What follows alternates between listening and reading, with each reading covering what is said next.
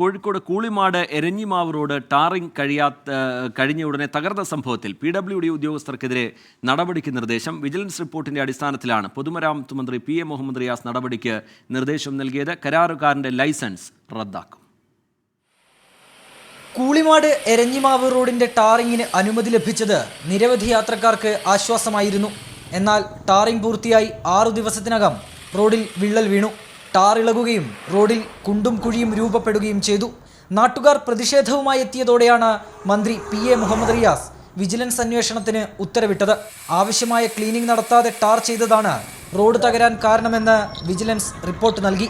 ഇതിന്റെ അടിസ്ഥാനത്തിലാണ് assistant engineer, overseer എന്നിവരെ ജില്ലയ്ക്ക് പുറത്തേക്ക് സ്ഥലം മാറ്റാൻ മന്ത്രി നിർദ്ദേശം നൽകിയത്. കരാറുകാരന്റെ ലൈസൻസ് 6 മാസത്തേക്ക് റദ്ദാക്കാനും ഉത്തരവിട്ടു. തകർന്ന റോഡ് കരാറുകാരൻ സ്വന്തം ചെലവിൽ അറ്റകുറ്റപ്പണി നടത്തണം. 6 കോടി രൂപ ചെലവിട്ടാണ് 8 കിലോമീറ്റർ ദൂരം നേരത്തെ ടാർ ചെയ്തത്. 24 കോഴിക്കോട്.